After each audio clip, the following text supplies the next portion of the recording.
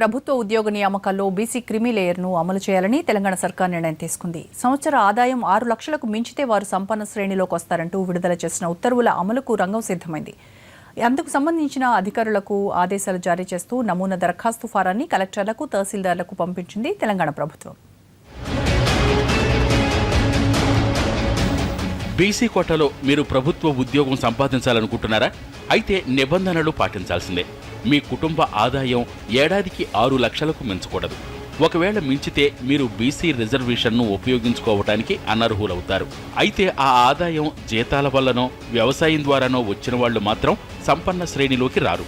అలాంటి వారే బీసీ రిజర్వేషన్లకు అర్హులంటోంది తెలంగాణ సర్కార్. ప్రపంచంలో ఉండే పరిస్థితుల వల్ల, ఇండియాలో ఉండే పెక్యులర్ పరిస్థితుల వల్ల, క్యాస్ట్ సిస్టమ్ వాటి వల్ల ఈ యొక్క రిజర్వేషన్లు అనేవి చేయవలసిన వెనకబడ్డ వాళ్ళకి చేస్తే అది ఆర్థికంగా ఉండే వాళ్ళకు, వెనకబడ్డ వాళ్ళకు మాత్రమే కులాలతో సంబంధం లేకుండా చేస్తే బాగుండేదేమో అనిపిస్తుంది.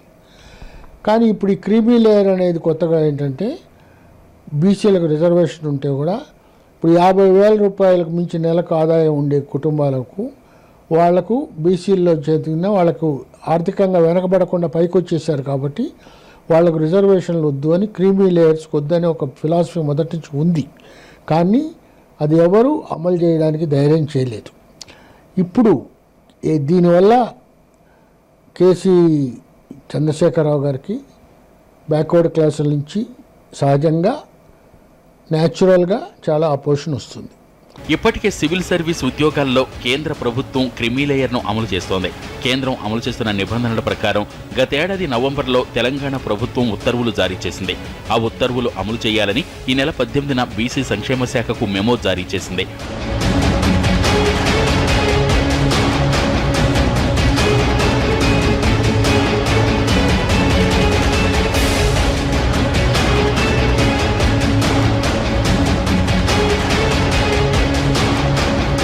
దాంతోపాటు క్రిమీ లేయర్కు సంబంధించిన దరఖాస్తు ఫారం నమూనాని కూడా అధికారులకు పంపింది.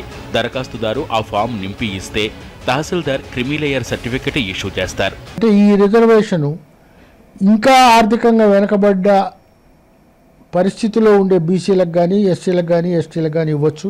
ఇంకా మాట్లాడితే ఈ యొక్క కులాల వారీగా కాకుండా ఆర్థిక పరిస్థితిని బట్టి, పేదరికాన్ని బట్టి అన్ని కులాల వాళ్లకు, అన్ని జాతుల వాళ్లకు ఈ యొక్క రిజర్వేషన్లు కానీ, ఫెసిలిటీస్ కానీ ఇస్తే బాగుంటుంది.